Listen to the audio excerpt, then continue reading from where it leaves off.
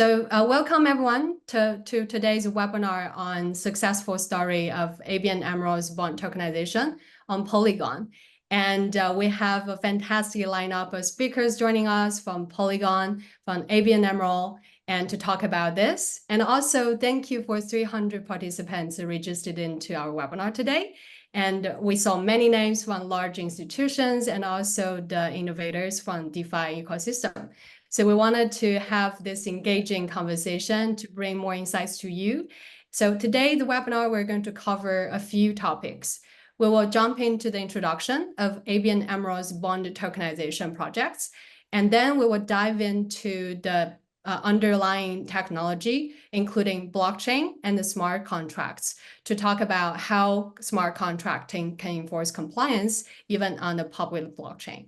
And meanwhile, we also will talk about the license that learned from ABN AMRO's successful projects. And the last, we will also talk about the future looks like for industry of tokenization industry. And that will be also a Q&A session. So feel free to leave your questions to Q&A, and we will have about 10 to 15 minutes to answer your questions. So I will kick it off by inviting our panelists to introduce themselves. Martijn, would you like to get started? Yes, please. Thanks for setting this up and inviting me for this webinar. My name is Martijn Sieland. I'm working in the strategy innovation team on digital assets of ABN AMRO, where I'm the initiative lead for the tokenization program. So all the activities that we do tokenization with at ABN AMRO. Awesome. Thank you, Martijn. And Greg, would you like to get started? Sure. Hello, everyone, and thank you for joining. My name is Greg Signorella, and I'm head of Americas at Tokeny.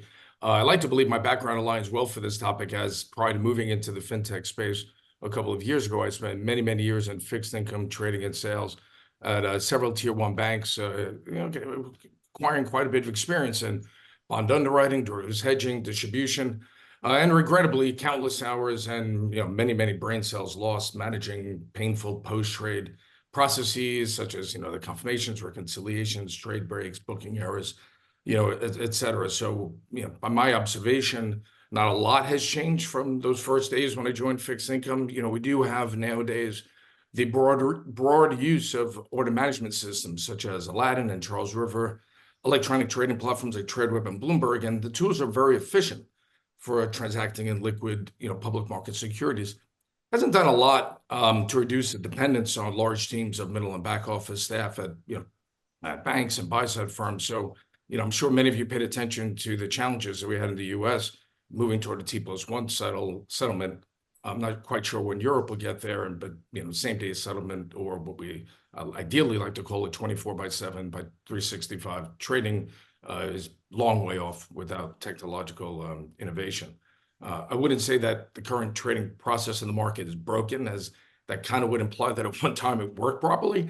I'm saying that it's really the way I think about it.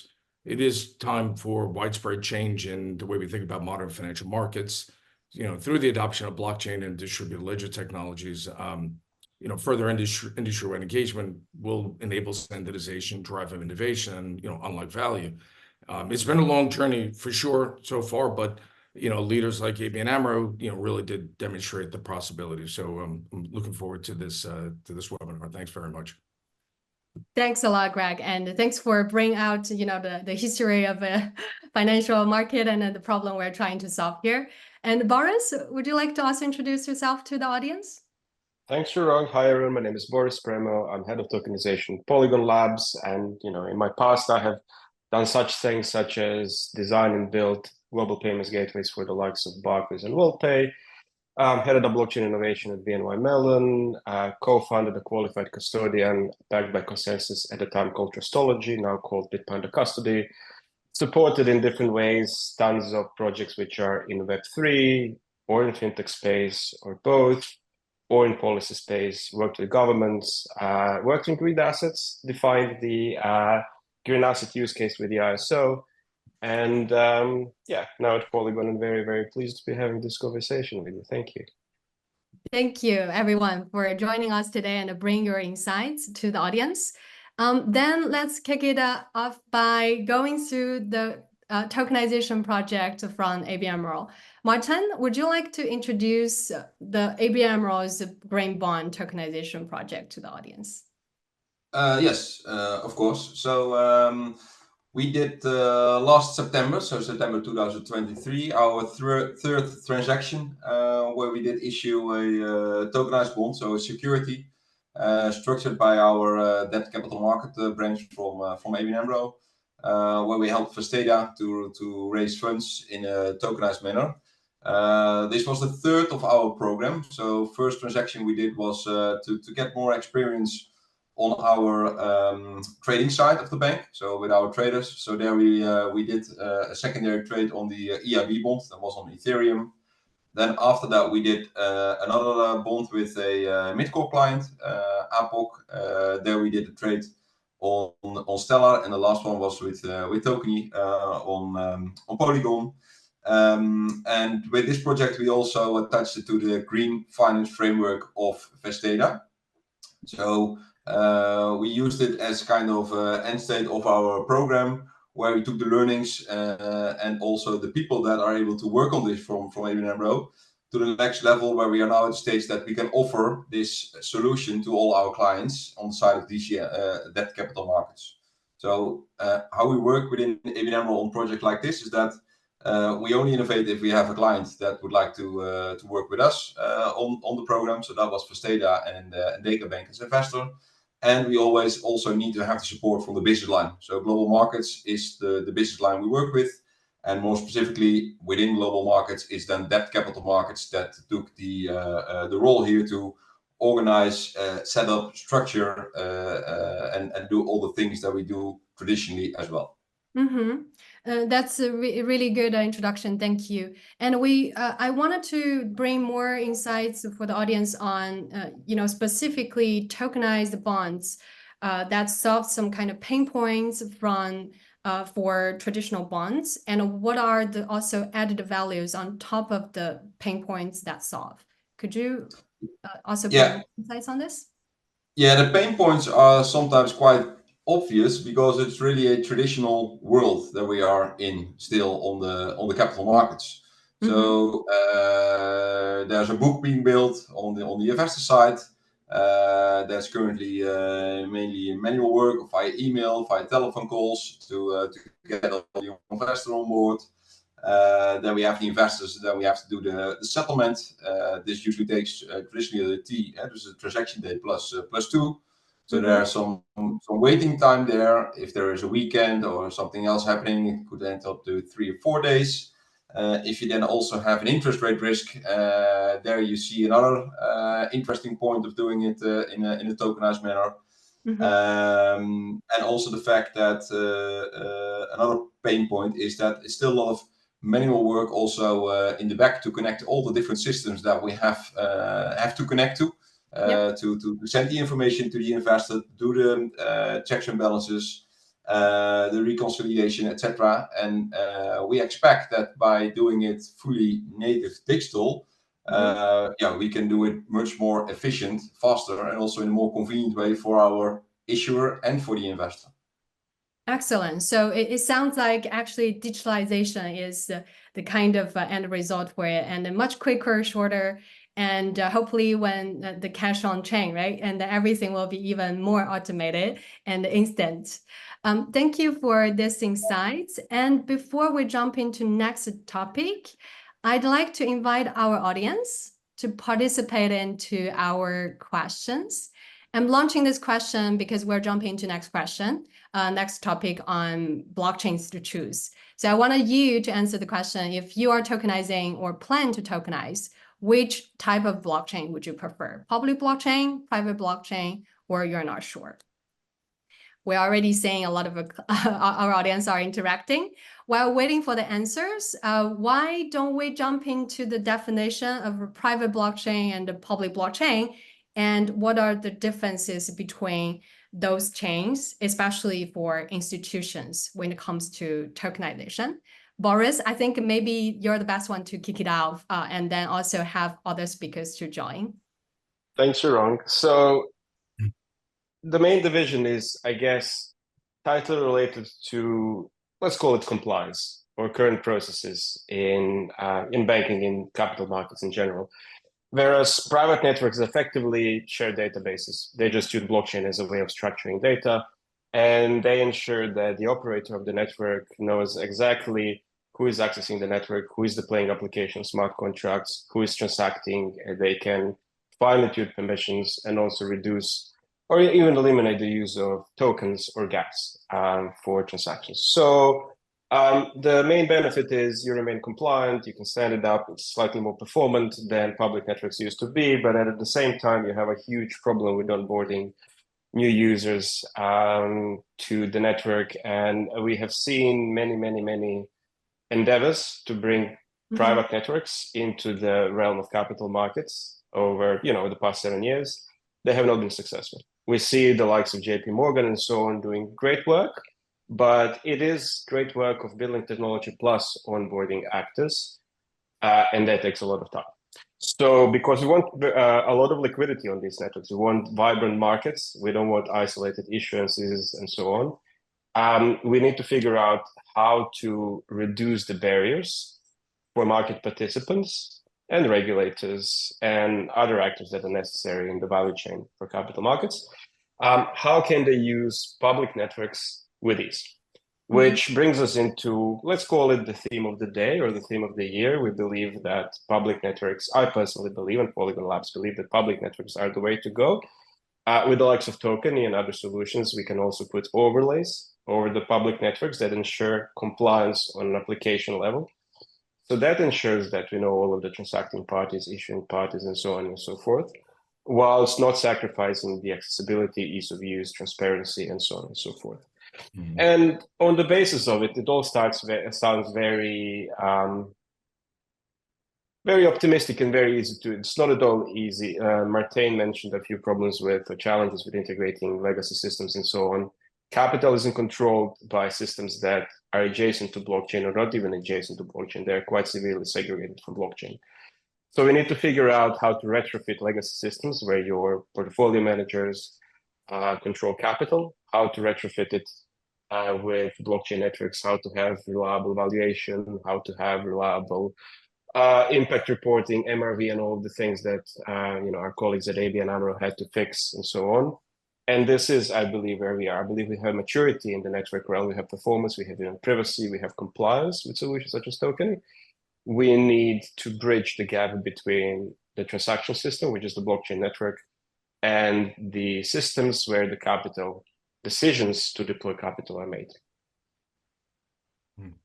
Excellent point. So I wanted to first review our results. So let me see that I can share the results. Hopefully now everyone can see the results. We can see 61% of our audience think they would choose public blockchain when it comes to tokenization. So I wanted to, as what Boris mentioned, there are many benefits for using private blockchain, but that probably just recreate another silos that we've seen in the traditional market already. So that we wanted to also use public blockchain, but many are talking about risks. And then why not we invite Martijn to bring out a little bit the decision-making process behind choosing public blockchain Polygon and to tokenize this green bond. How that process looks like. I'm sure you faced a lot of difficulties to get them approved, right? Can I just butt in very quickly and ask everyone who answered that they're building on private blockchain to talk with me? Just have a conversation with me. I'll be a free consultant to all of you.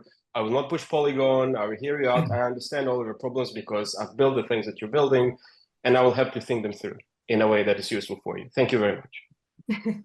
Nice pitch. It's not for Polygon. It's for for improvement of how things work. Yeah. Absolutely. Martijn? So from our side, from ABN AMRO, as mentioned, we did kind of a program. So we did 3 transactions, but before that, we started to do initiatives around blockchain back to 2014. And then we also did our learnings on all the private networks. So we know also how they work, what the benefits are, and maybe what the negative points are of those solutions. If we look at the the current world, where we expect that it all happens more to moves to more a protocol approach, for us it's important to be there where we can serve our clients and where we also can benefit ourselves and still inform the regulator in the way we need to do so. From ABN AMRO side, we don't believe that we are going to build the ABN AMRO Onyx platform and get all the clients and all the banks, etc., on our platform. So what we believe in is that if you look at the value chain for securities, that we can add value at certain parts where we are at our best. Mm-hmm. If we look at some of the transactions that we have seen recently, we think that by more and more automation, digitalization, some of the issuers like Siemens we have seen as well can also take parts that we currently do in their own hands. So we need to rethink also how we are going to serve our clients in this case. From that perspective, we have been working to look at the public side of the blockchain and then more the public permission. So as Boris mentioned, the tools on top of the public blockchain to still know who owns a wallet, who can transact and do your KYC in a proper manner. And by that, we started to have the conversation with the Dutch regulator, because the bonds we have done with APOC and also with Vesteda were both under Dutch law. From those conversations, we took our learnings, and for each and every product that we do within the bank, we need to do a change risk assessments. And this contains a second line of ABN AMRO colleagues, where you can see compliance, legal people, etc. And then we're just going to talk about what is the change and what is also the risk. And then one of the main risks that they still face on the public blockchain is not that we are going to lose any money of the client, because the way we structure it is that we still will be informed if anyone would like to move funds. But mainly doing things on a public blockchain at this sense, and that's more also a mind shift, gives also a reputational thing. So on one hand, for I think some of the people in the audience, they really like doing things on public, but there are still some regulators and there are still some big banks that dislike it, don't like it, because of all kind of reasons for that are maybe valid for them. But from ours, on the compliance side, what we do, what we register, we can do it with public blockchain. And we also convince the Dutch regulator about that. Also other entities within Europe looking at regulation, and also our own second line. Mm-hmm. Absolutely. So it sounds like in the process, the one thing mentioned many times by you is the compliance issues that when it comes to use public blockchains, right? And I wanted to dive into a little bit into the innovations that is already tackling those issues. And for all of our speakers, do you want to bring some insights of how the technology already solving those risks, especially asked by institutions? I don't know, Greg, you wanted to kick it off? Yeah. Let me touch upon a couple of things and just kind of carry on a bit from the comments that Martin and Boris had mentioned. So, as we know, Tokeny is a technology provider, right? And in the world of asset tokenization, we have to remain agnostic on numerous fronts. So, for instance, jurisdiction on where the securities are being issued. That's an example of how, we really leave it up to the choice of the issuer. In addition, it's really up to the choice of the issuer on which blockchain they choose to use. From our perspective, from a technology viewpoint, as long as it's EVM compatible, we can easily integrate with any public or private blockchain. And, enterprises, as we've seen, tend to have single use case, they have single use cases for private blockchains, where blockchains could be used like for instance, for specific purposes, like the ledger or money market fund, for instance. But on the public side, blockchains support all sorts of use cases all the time. So you have this, almost like a common infrastructure layer. So, as institutions look at their blockchains, they look at it less as data transmission or distributed database, but more as an ecosystem. So from Tokenized perspective, we continue to advocate for the use of public permission blockchains, as we think it will bring the most benefit for decentralization yet. The bottom line, we think that if you're constructing new infrastructure from scratch, rather than recreating the silos that exist in the current financial system, build it with the view that securities should be circulating freely and globally, because this is when you can start really creating pathways towards seamless channels of liquidity. But kind of ending kind of where I started, we do remain agnostic because we can integrate for public or private blockchains. On the matter of innovations, so public blockchains do prioritize transparency, but selective privacy measures like zero knowledge proofs, for instance, can be implemented, to protect sensitive data within transactions. As of late, we've been engaging with sophisticated cryptographic companies that have developed homomorphic encryption, for instance, which is technology that enables the processing of data without decrypting it, creating a privacy layer on top of public blockchains where only specific users would be able to see the trade data. Thank you. That's excellent insights. I hope after hearing this sector that our audience understand there are risks of using public blockchain, but there are also solutions and innovations coming out to solve those issues step by step. Before we jump into the next question of how, I want to invite you to answer another question. So after hearing those kind of short discussion, do you believe that as an issuer, you can enforce compliance and remain control over your assets using a public blockchain? While waiting for these answers, why not that then we jump into more concrete things to visualize a little bit for our audience, for issuers specifically. What kind of actions as issuers or operators for the on-chain operating system, what specifically do they need? Could you, as speakers, bring some insights on this? Martin, do you want to start with this bond tokenization project? Is there any specific control function that you need? Yeah, maybe and I can combine it also with ending around the public blockchain. So I think there's still within banks, within all kind of other stakeholders, a lot of misconception about blockchain in general, and public and private, where it's really a mindset that some people need to take. So we do, for example, if you look at global markets, we do a lot of syndicates. So there we cooperate already to serve kind of a client. If we then start to talk about innovation, we are sometimes reluctant to work together with some of our competitors that we work with sometimes in the syndicate. So there needs to be a mindset that we can that we need in this digital asset space to work together, also to make decisions on public, private, all kind of other topics, standardization, which is also of course one interesting topic. Because with that we can go much faster than that we can go as of today. And the misconceptions are, I think, with a lot of companies, also done by sometimes reports in media that try to focus on some points. And if you're going to sit with the regulator or with colleagues that have interest and have knowledge about the topic already, they will see that also working with public permission, the risks are not that different than traditional risks. And is there not a risk in the traditional system that we trust because we did it for many years? But yeah, there's really some mind shift to make.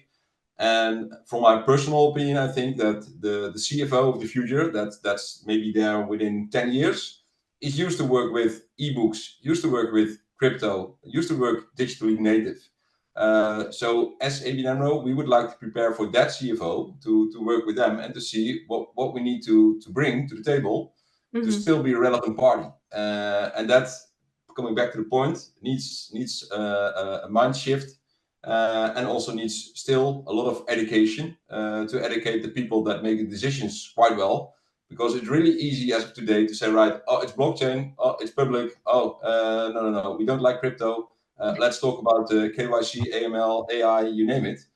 There's a lot of other topics on the table. So still a lot of the work that we do with the team within ABN AMRO is education, and then we are relatively good in fact that we work together with the business to do those projects. So also our lawyers can explain very well to the regulator or to our clients what are the risks and what are the benefits. And then we start engaging and can build on products. And to look then at the controls that we need, mainly are the same controls that we need in a traditional transaction. So it's around the KYC, it's around the governance, it's around how we structure the transaction. For the governance, we work with digital asset custody, so we can have a 4 eyes principle there, or we can add some other governance tools there. But we think that the technology is suitable to add some additional governance, add some additional data points that enrich the product as we know it as of today. And then we will see what kind of controls we need. I think also that we are still at the beginning, it's still early stage. So it's just a phone book on internet, more or less. And the advanced solutions are coming to the market on a weekly, monthly basis. We see more and more cases coming to the market. We would like to learn from that as well and try to connect with others. But from a security standpoint, also with the controls, yeah, we just need to comply with the traditional ones, and then we're doing good. Yeah, to echo his point, and he mentioned very clearly regarding education, I couldn't really agree with that anymore. And I think that is tantamount, as we still remain in the early stages of this emerging technology. That type of education, both to up the chain to senior management, to the investor base, to colleagues, it couldn't be any more important. As I said before, in the beginning, when I was introducing myself, I spent the early days of my career and the bulk of my career within the fixed income bond underwriting and distribution side. And in these many years, it hasn't really changed at all. We now have blockchain and distributed ledger-based technologies that are giving us an opportunity to take that ecosystem that is remaining very manual, prone to mistakes, manual errors, booking errors. Reconciliation is just in such an enormous drain on resources. Nevertheless, then the cost savings is significant, and those resources, that money could be utilized in far better ways. So, but it doesn't happen automatically, because at the end of the day, this is still a technological innovation, which doesn't always align itself well to the way a lot of people think. But if we continue to beat that drum and we continue to educate and bring these type of innovations to senior management and so on, I think you'll naturally see it. Topics like asset tokenization just naturally grow over time, but then just the infrastructure play for digitization, for instance, could improve everything in the way what is considered modern finance today. Awesome. Thanks for the excellent insights. If we translate, what you both mentioned, can we also give more kind of concretely when using a on-chain system that already supporting those kind of tokenized bonds? Is there any kind of buttons when you click that is the action that the operators and issuers need? Is that a phrase of the tokens, qualification, right? Like I wanted to lay out a little bit as a operator using the system, how it looks like. Is that already covered for you need to phrase the tokens, all of those functions? Can I jump in very briefly and maybe say that these functions are available on the application level, and they exist. Although I have to say that for most projects, they're an afterthought. Most projects don't really think about these things. They think, oh, I can represent a unit of something on chain, I'm done. And they don't think about whatever, compliance, forced transfers, corporate actions, clawbacks, things like that, payout of dividends, coupons, things like that. And that is missing from most projects. And in the form of, ERC 3603, I see that, obviously. I would also love to see integration of that with the legacy systems, because the reason I'm saying this is whenever I start speaking about using public or private networks at scale for creating real capital markets, I get hit over the head with, the argument that blockchain is not operationally ready. And I disagree. We don't have integrations, but we are very much operationally ready. And we need to develop these integrations with legacy systems. And ultimately, the responsibility for that lies with the, let's call it the legal owner of capital, if not the beneficiary owner, because they get to decide what is the mechanism to allocate capital and to manipulate it. And then that means that they get to decide which tools to use and which tools to commission development of. So I'll just leave it at that. I feel like this is this is a big gap, and I feel like this is a false argument from the industry that we're receiving very often. It is there if you want it, but maybe we should admit to ourselves that we don't want it right now. Thank you for the insight, for additional insight. So the reason I asked that question, of course, now we review the results. Thankfully, most of our audience think it's possible to enforce compliance. What I mean when I mentioned, the functions that the issuers and operators need, for example, like froze tokens, like what you said, many projects didn't consider about it yet, and also recovery of the tokens. At Tokeny, we heard a lot of, this is a kind of obligation of the issuers to ensure that ownership of their investors. So that is why I brought that question. And with the results of our poll, I wanted to then jump a little bit into the technical part. So as Greg, maybe you are the better person to answer this question. It's more about explaining how the ERC 3643 standard that Boris also quickly mentioned as a market standard enforce those controls and bring compliance to the issuers who wanted to use public blockchain while also ensuring the compliance. Right. No, good topic, and I'm happy to do so. So just a little background on Tokeny. So Tokeny is it's a 7-year-old company headquartered in Luxembourg. We have staff around the world. We provide technology to financial institutions. We're issuing, managing, distribute security tokens, as I mentioned before, on public or private blockchains. We've been mostly focused on tier 1 and tier 2 financial firms because at our core, we believe that the advancement of digital securities is, an infrastructure play. So we need to help those institutions use this technology to drive innovation. But over these 7 years, we've been building a framework that allows our clients to issue digital securities in a compliant way by enforcing control over the token. So the technology provides a compliance infrastructure using the ERC 3643 standard that we developed. So imagine it as an ERC20 permission token on steroids with compliance control functions along with an on-chain account abstraction layer.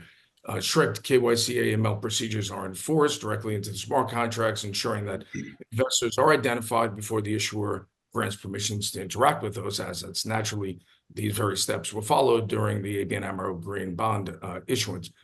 The technology is open source, and last year an independent not-for-profit association was created to promote these broad standard adoptions. At this point, I think it's over 90 institutional members that are growing as members of the association.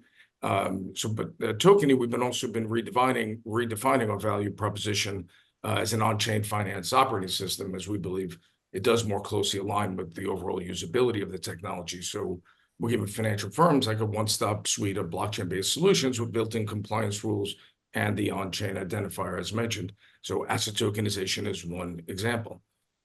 Another example is banks are utilizing our on-chain ID function to create identity smart contracts that manage identity claims and mutualize KYC throughout the organization.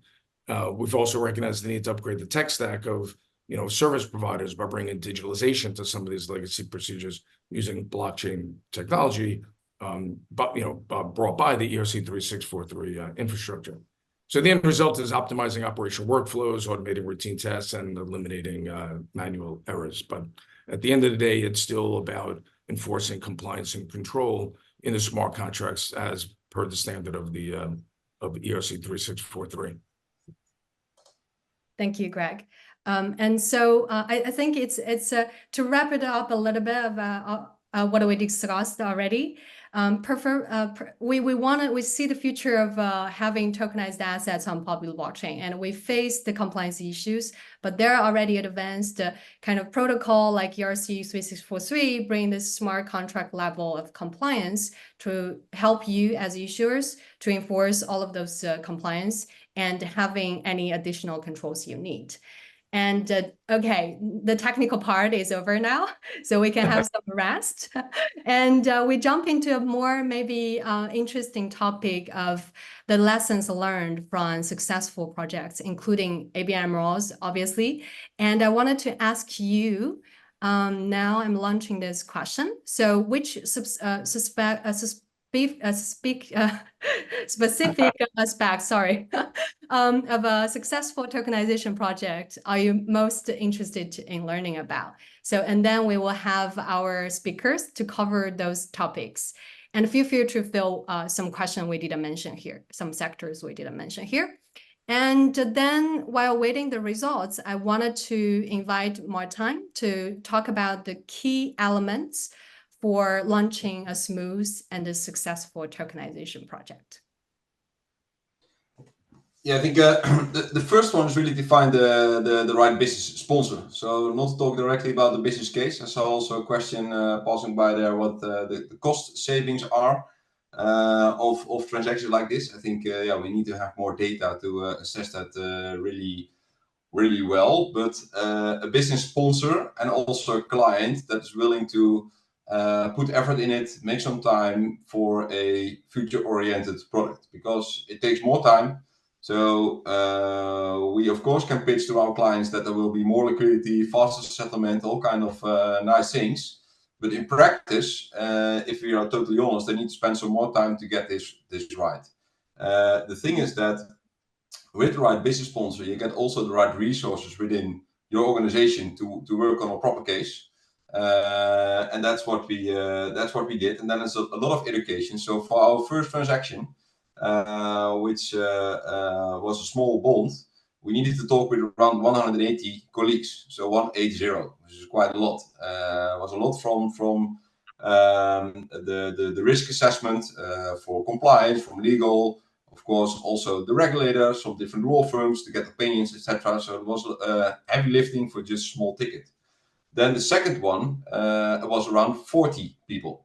So we are doing better. So we are working on a new one. So this is with a team of around 20 people. So we have now kind of a center of expertise with people that know the risk, know the benefit, and can work this out. So the first 1, 2, 3 tickets are really difficult, but then after that, yeah, they see also that it's new technology, but the bond is still a bond. So there is an issuer and there is an investor, and we need to match that, and we're going to match it with new technology, with a new solution. But legally, the bond is still a bond, and we still have clients that would like to invest. So we need to talk with our investors. What is their interest to do it in a digital manner, and can we make it more interesting, more appealing to do it in a digital manner? Then do it traditionally, because yeah, traditionally it works, and especially for the bigger capital markets transactions.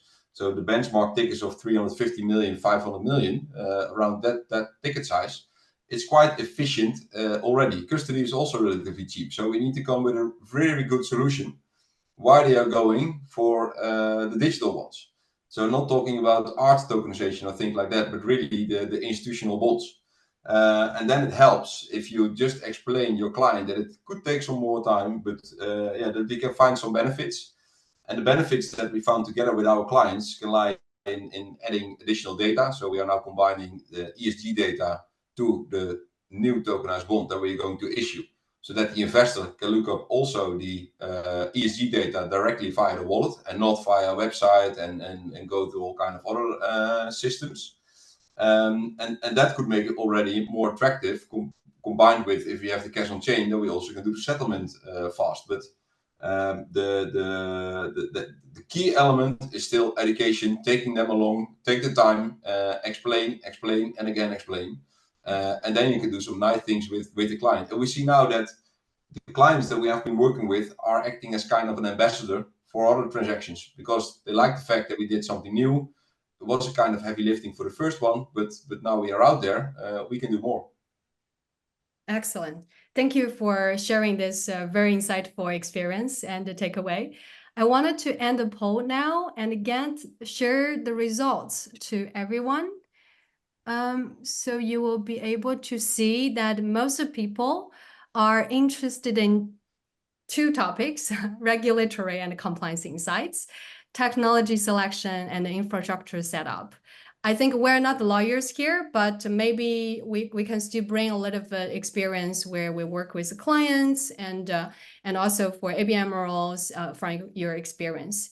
Do you want to get started to bring some kind of insights on this one?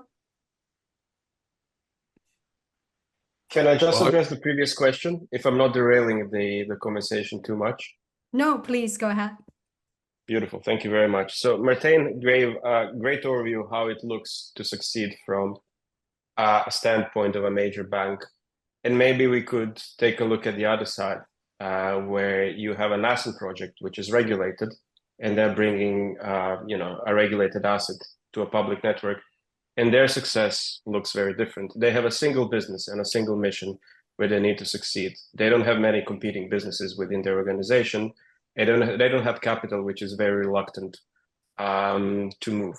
And fully acknowledge that major banks, when they actually move on the basis of great work that Martijn and ABN AMRO have done, the major swathes of capital will move quickly, and the markets are going to change very quickly. Our perception of tokenization is going to change very quickly. In the meantime, success looks like a tiny project that does one thing.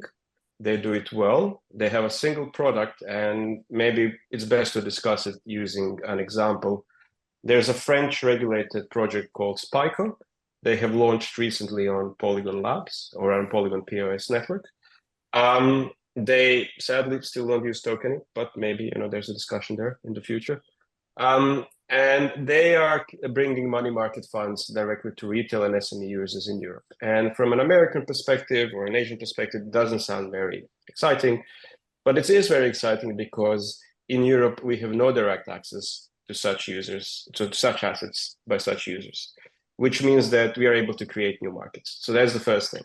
Are we able to create a new market and undercut the incumbents? That's very important. This is why we're here. We're here to improve things from any perspective and from any organization.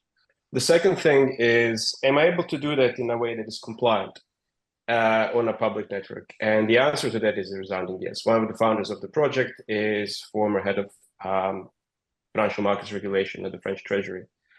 And it seems to work very smoothly, very well. And then the final criteria or the question is, am I owning distribution? Am I actually working to sell the asset that I'm licensed to issue and sell?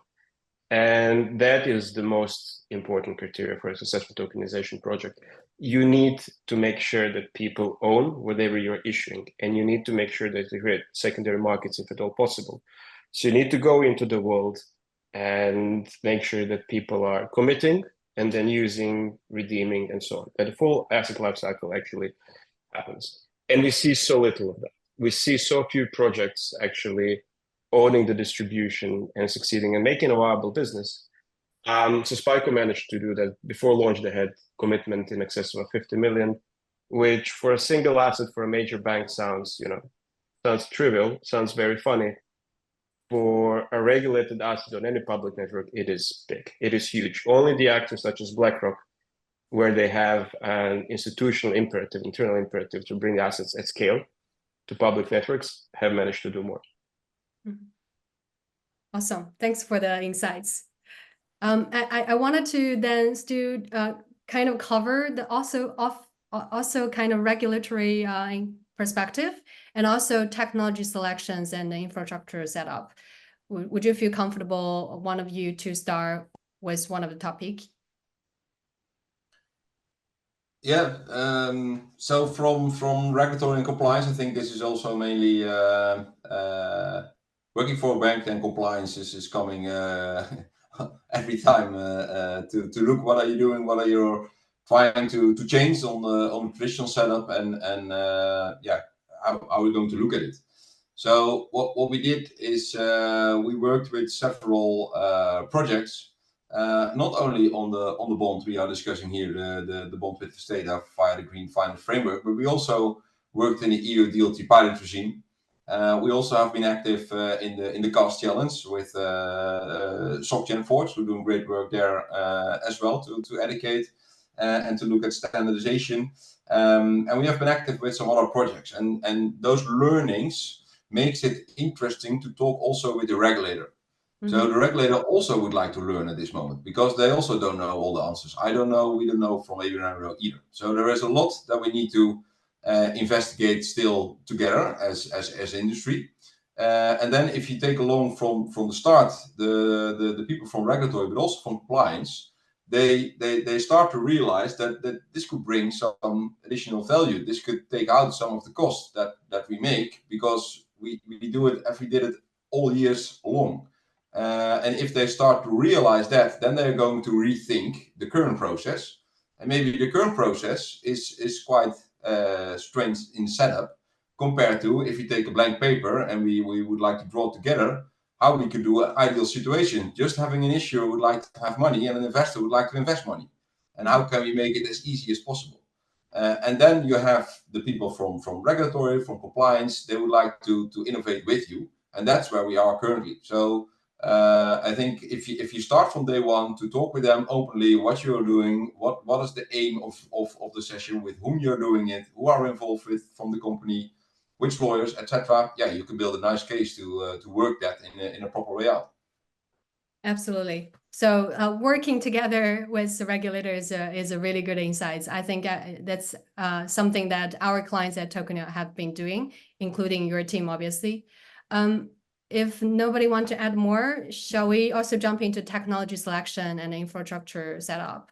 I think we already covered in the previous discussion, but is there any also takeaway for users, for issuers who wanted to start? How do they select technology that suit them and infrastructure?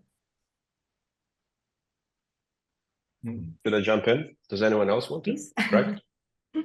Heard it. All right. So I think I answered to someone in our Q&A chat section, which I love, by the way. It's a great way to interact. The first question is, along the lines of Martijn's thinking, or maybe there's the second question. The first question is really, what kind of business can I have with a particular technology, with a particular network? What kind of liquidity can I access? What kind of users can I access? What kind of assets can I have there? And so on. And that kind of tells you the merit of your business. Do I have a business model, or do I not have a business model? If I don't, I need to adjust something or pick a different network. And if I can't do either of these things, I can go and do something entirely different. Mm-hmm. The second question is, am I allowed to do this? And the answer to that question really depends where you are, which jurisdiction, and what kind of asset you have. And the answer to that question is constantly improving. Martin mentioned the DLT pilot regime, which is this wonderful thing where we see an emergence of so many different projects, both for incumbents and from challengers in European Union, which is quite lovely. And I believe it's going to turn European blockchain market into, at least for a time, market leader until the US realizes that we're eating their cake. So they're going to step in. And then finally, the final question is technology, and that's the easy question to answer. The hard things are, can I have a business, and am I allowed to have that business in line with the law and regulation? You pick technology based on maybe 3 or 4 criteria. The first one is, can I transact quickly enough? And the answer to that is yes, on any modern public network. Can I have privacy? The answer to that is much harder. But as of fairly recently, it's possible. Can I have privacy at scale at the same time, and security? Yes, I can have all of these things. Can I have the right application tools? Yes, with the likes of Tokeny or something similar.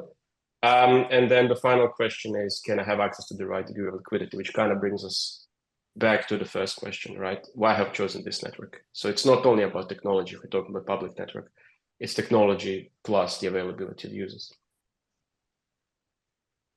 The experience in say over just the last year in terms of where we're getting a lot of client inquiry or issuer inquiry, a lot of it is coming from the private markets, mainly because it's the greatest, one of the greatest needs, which kind of makes what ABN AMRO did so bold. It's mainly so bold because it's in the public markets, which is far more challenging, and you've got so much more oversight from the regulatory perspective. In the private markets, in the US at least, these are exempt securities. They usually get issued under Reg D or Reg CF or Reg A, but at the end of the day, they have to follow all the rules of engagement, but they are still exempt securities. But for the private markets, it's tapping into a infrastructure that doesn't really exist for them today. Public markets, inefficient though they are in terms of how they operate in the post-trade world, it works. It does have some measure of efficiency to it. and there's ATSs and MTFs for secondary trading. There's viable financing markets and so on in the private market. There's virtually none of that infrastructure and certainly no technology. So for the issuers for private market securities, whether private equity, private debt, commercial real estate, artwork, I mean, you can go down the rabbit hole of all the different use cases, but this technology and this innovation is a boon to them. Now, when we talk about liquidity, there's a couple of different ways you can think about liquidity. Typically in the private markets, these are buy and hold investments. So the investors are looking to hold on to it for 3 years, 5 years, and beyond. They're gaining uncorrelated risk, diversification. In the private space, there's substantial return potential. So they're not necessarily looking for secondary market liquidity. If they are in today's market, they can't get it at all, or it's very, very difficult in tomorrow's market when we're utilizing this form of technology, then the potential to transfer digital securities is far more efficient than trying to do it in the current traditional market space. What I really do think is going to be a boon to the market, which doesn't exist virtually at all today, is the collateralized lending that you could do by posting separate securities to a private lender. Now, it's hard to determine what type of loan to value they'll get based on the asset, of course, 20%, 30, 40, 50, hard to really say. But to me, that's the type of liquidity that once it becomes active and becomes activated, then you're really going to see an enormous amount of volume transacting there. And then that's going to lend itself to secondary market trading as well. I don't think you'll ever get to the point of the relative value trading that you see in the bond market in the public space.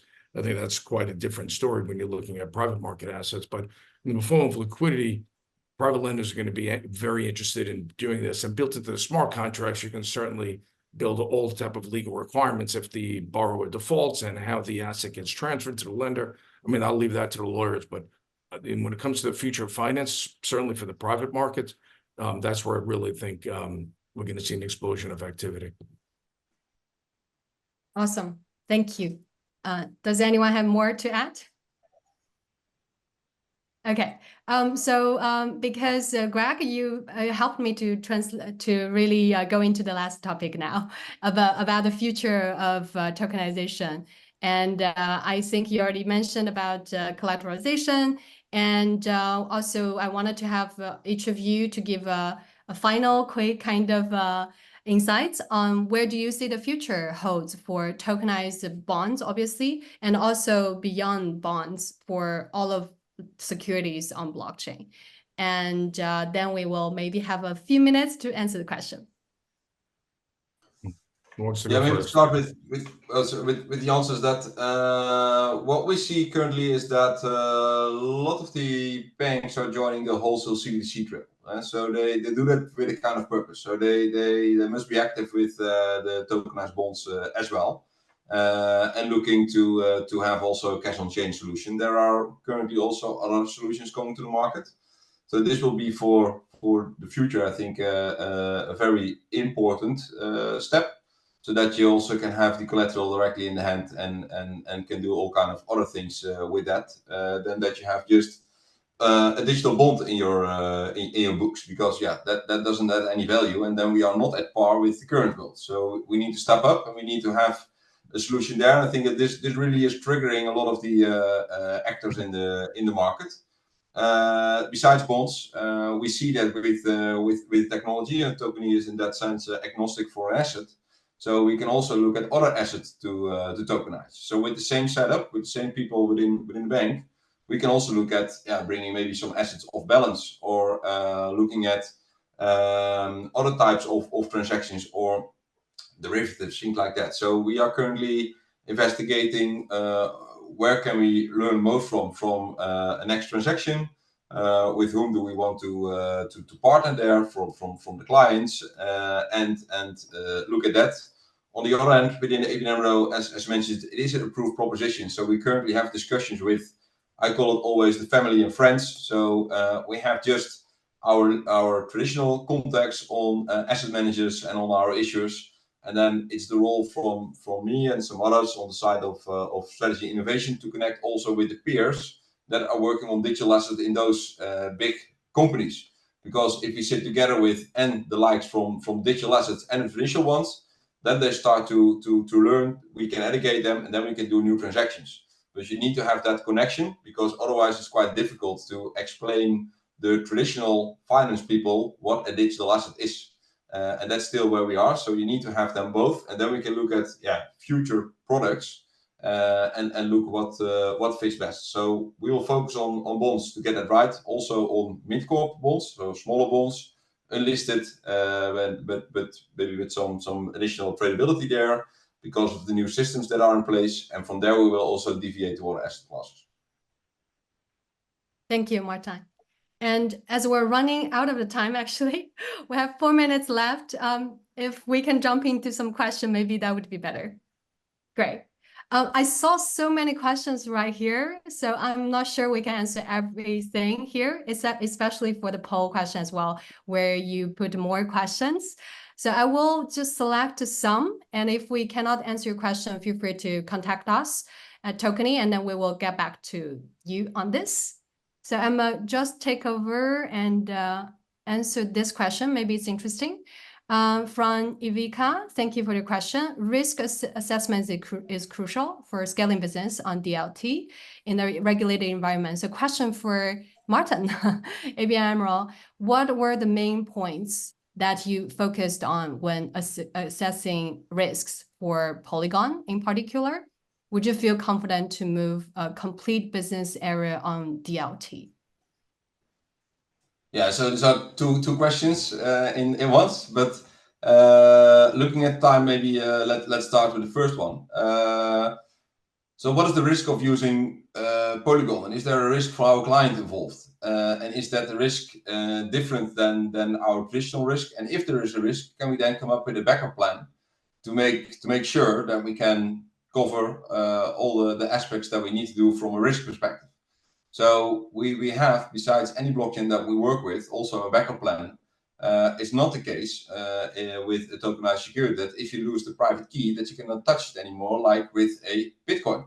Mm-hmm. So with that sense, we have already quite a lot of control and ability to help our clients when something goes wrong. And the risk of for example, having a chain that's down only exists at the moment that you're going to trade, but tradability is something that we are trying to develop right now. And also, it's a risk at the moment if you're going to issue. So then the network needs to be up and running. But yeah, we do select, of course, chains where we think and have a high likelihood of being up and running all the time. So those kind of points we did assess with our tech team. If you'd like to know more, yeah, I can bring you in contact with them to see what else that they checked. And are we going to move everything to DLT? Not tomorrow. So let's hope we will do, but it will not be the play of ABN AMRO alone. We need to have other players there as well, because otherwise it doesn't have sense. Thank you, Martijn. And I don't know if Boris, you want to add something as it's mentioned about the risks of using Polygon chain? Or it's all good? There's very little to add beyond. I would rather clear up the space for another question. And, you know, if anyone wants to talk about these things, I'm happy to talk at a later time. Awesome. Okay. I actually think only 1 minute left, but then maybe this one is interesting, Dennis. Have you estimated how much the cost of issuing bonds on Polygon is cheaper than traditional issuance, especially for SME? I think maybe this is not an answer for us, but maybe at ABN AMRO, do you have a data for this to compare? Not yet, because yeah, we need to have some more data there. We think that we can find some benefits here, but the main benefit for our clients by offering tokenized bonds for mid-corp clients is that they are way too small for the capital market and too big for crowdfunding. So they need to fulfill in the gap in between. Usually they go there with selling parts of their equity or other solutions, but then they give away control. So with this solution, we think that we can raise project financing, for example, or additional funds without, for the company, giving away any control. And that's a huge benefit. We don't have a product currently for that. So yeah, then we can also not compare the cost. We can compare them with crowdfunding or other things, but crowdfunding, yeah, there's no credibility. So it's difficult to compare. Also, the legal costs are quite high when you start, but once we have it much more standardized and automated, yeah, then the legal cost will be significantly lower. So those kind of components all are still at the table, and yeah, we need to find a way. But we expect that we can deliver a better product to clients that they don't have access to currently. Excellent. Thank you, everyone. I'm not sure we still have time for other questions, but I already saw, Boris, you're awesome. You already answered a lot of questions already by text. So feel free, everyone, to send us more message, and to all of us, we can connect you with the speakers if you need it. And thank you, everyone, speakers, to sharing your insights with our audience. And we hope to have you next time. Thank you, everyone. Thanks, Sharon. Thanks, Olas. Thank you. Bye-bye. Thank you. Bye.